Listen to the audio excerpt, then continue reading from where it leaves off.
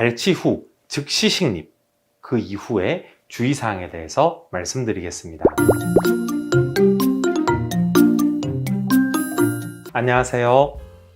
연세일치과 정현준 대표원장입니다. 우선 발치 후 즉시 식립이라는 개념에 대해서, 이 발치 후 즉시 식립이라는 것은 어쩔 수 없이 발치해야 되는 치아가 있다면 그 치아를 발치하기 위해서는 마취를 해야 되겠죠. 일단 마취를 하게 되면 발치라든지 그 이후에 후속적인 염증 제거 과정이 아프지가 않기 때문에 먼저 발치를 시행하고 임플란트까지 바로 식립하는 시술을 발치 후 즉시 식립이라고 합니다.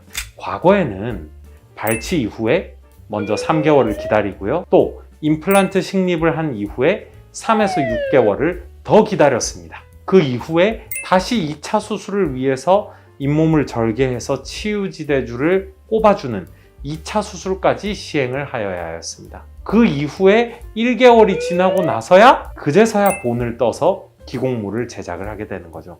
이게 중요한 점인데, 만일에 발치 후에 즉시 식립을 하고 나서 그 임플란트가 단단하게 고정이 된다면 후속 수술이 전혀 필요가 없이 바로 3개월에서 6개월 이후에 본을 뜰 수 있게 되는 것입니다. 과거의 컨셉으로는 임플란트 하나를 식립하기 위해서 발치, 임플란트 식립, 그리고 2차 수술까지 무려 3회의 수술을 진행하여야 했던 것입니다. 지금 현재도 발치 전의 치아 상태가 너무 안 좋고 그 치아를 감싸고 있는 치조골이 다 무너졌으면 지금도 3번의 수술을 진행해야 되는 경우도 있습니다만, 대략 한 7-80% 정도는 발치 이후에 임플란트를 고정할 수 있는 뼈만 있다면 수술의 횟수를 3회에서 1회로 줄일 수 있다는 것이죠.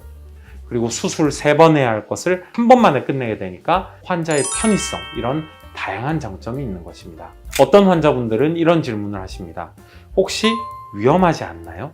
너무 빠르게 진행하는 것 아닌가요? 예를 들어서 우리가 아래턱에 발치를 하고 나서 임플란트를 고정하기 위한 뼈와 이 아래쪽의 감각을 담당하는 하치조 신경이 너무 가까울 때가 있습니다. 임플란트를 식립하려고 하다가 자칫 하치조 신경을 건드리게 된다면 위험할 수 있겠죠. 그렇지만 임플란트를 고정시키고 나서도 하치조 신경이 멀리 떨어져 있다면 전혀 위험하지 않겠죠. 염증이 좀 있을 때도 가능한가요? 하는 질문이 있을 수 있겠습니다. 대부분의 경우에는 염증이 있더라도 염증을 깨끗이 제거하고 나면 가능한 경우가 많습니다. 하지만 고름이 많이 차 있어서 감염과 염증이 함께 동반된 경우라든지, 그 염증의 크기가 너무 커서 염증을 다 제거하고 났을 때 임플란트를 고정할 만한 뼈가 없다든지, 염증을 제거하고 났더니 하치조 신경이 너무 가까이 있을 때, 이런 경우에는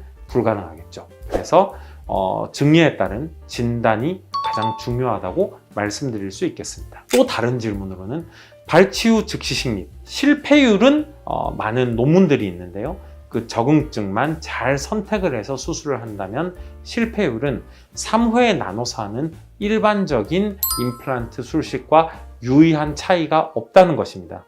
주의사항은 어떤 것이 있을까요? 통증, 출혈, 붓기, 상처의 보호, 이런 내용들이 있겠는데요. 붓기에 대해서는 발치 후 즉시 식립은 대부분 초반 출혈이 많이 일어나게 됩니다. 왜냐하면 발치를 했으니까 그 잇몸이 열려 있겠죠. 하지만 그 출혈이 나가버리기 때문에 상대적으로 임플란트를 묻어놓고 하는 수술보다 붓기는 적습니다. 수술 후에 어떤 그런 합병증이 훨씬 더 적다고도 볼 수 있겠죠. 그 다음에 중요한 주의사항이 있는데요. 아무래도 우리가 발치 후에 즉시 심었기 때문에 임플란트를 뼈가 360도로 다 감싸주지 못할 수 있습니다. 때문에 발치 후 즉시 식립을 한 이후에는 2개월 정도는 그쪽으로 씹지 말고 양치질도 굉장히 신경을 써서 부드럽게 하는 등 수술 부위를 보호하는 환자분의 배려가 필수적이라고 하겠습니다. 경청해 주셔서 감사합니다.